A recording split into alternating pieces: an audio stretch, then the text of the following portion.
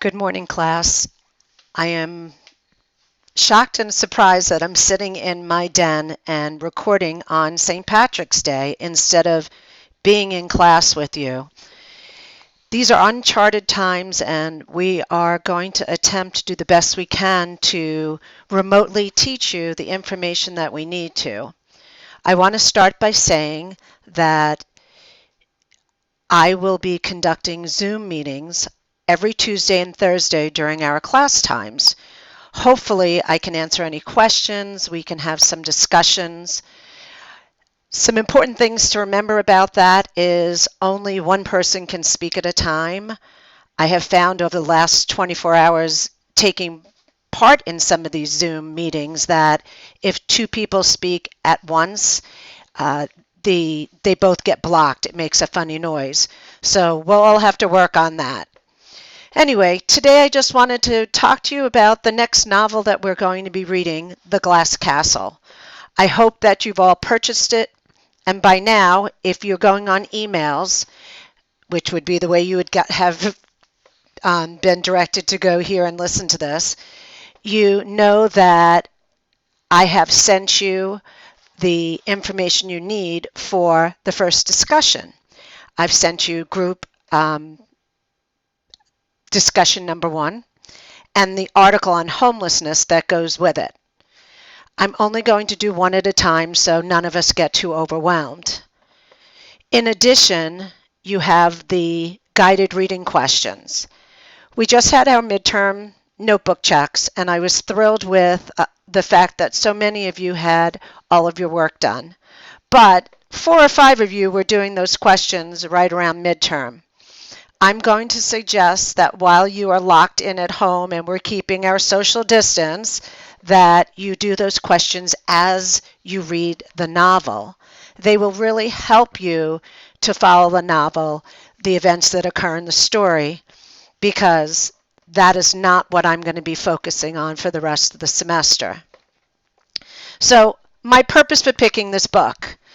My purpose was simple. I wanted to find a book that students would be able to relate to, that there would be themes in it that perhaps you yourself have experienced or know someone that has experienced. So The Glass Castle is a memoir. If you look at the word memoir, it has the word memory in it. And it is the memoirs of Jeanette Walls, the woman who wrote the book. She has recalled, with the help of her brothers and sisters, their childhood, being raised by parents that were different. I will use the word different because I am not going to create any bias in your minds before you begin the book. So this novel was given to me by a friend. I read the first few pages and was horrified. And I'm going to share a little bit of that with you and my thoughts at the time. The author is a reporter who has made a lot of money and works on Park Avenue. She describes her home with Georgian maps and polished floors. She lives in a penthouse on Park Avenue in Manhattan, New York City. So for those of you that don't know anything about Manhattan, let's just say you've hit it big if you are living on Park Avenue. She has a doorman, she has an elevator man, things that I thought went away when my grandfather, who would have been 110, was alive. So the opening scene takes place, she's on her way to a party in New York City.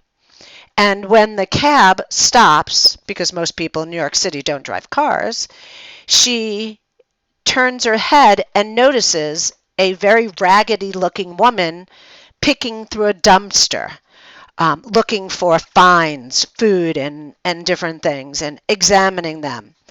And as she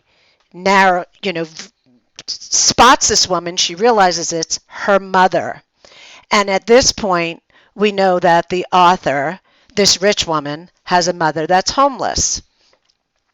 She's embarrassed. She slips down on the seat and hides from her mother and then asks the driver to take her home. She then describes her apartment and tells us as a reader that she gets in touch with her mother through a mutual friend of theirs and meets up with her mother and has lunch at a Chinese food restaurant. This scene is actually very funny in my mind because her mom is focused on what Jeanette thinks is all the wrong things. As the scene opens, the mom is pouring all the little packets of free soy sauce and duck sauce and the contents of the bowl of the dried noodles into her purse.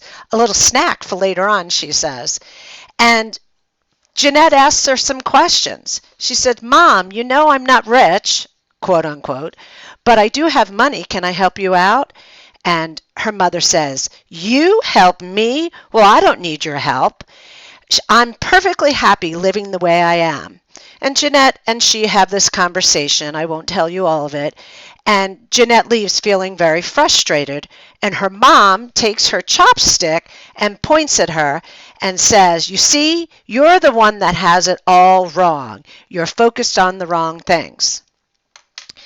So as that scene ends, I thought to myself, why would somebody give me this book to read? I don't want to read about a snobby rich woman with homeless parents. That seems crazy to me. So I put the book down, and then I picked it up a while later.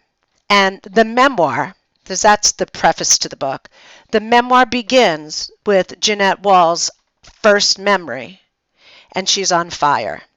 And it starts with her as a 3-year-old standing at the stove in a tutu, which is a ballet skirt for any of the people who don't know what that is or didn't take ballet. And she is cooking hot dogs on a gas stove, and her tutu catches on fire. And that's her first memory. And what happens after that is just unbelievable to me. And immediately, my brain that had disliked the mom shifts to, oh my gosh, what kind of a parent, blah, blah, blah. Now I say blah, blah, blah because I'd like to have a discussion about this with you during our next Zoom meeting, which will be our first Zoom meeting on Tuesday.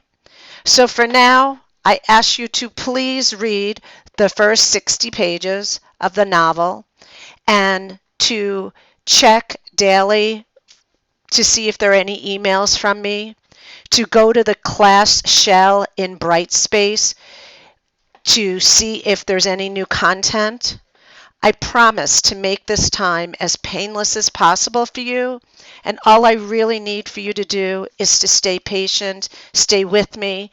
Most of you have earned A's as midterm grades, and I really want to see that that can continue through the rest of the semester. So, happy St. Patty's Day. I even have on my special earrings that I was going to wear to class. And yes, I'm still your goofy professor, and hopefully you're smiling right now. We're going to have to smile to get through these crazy times.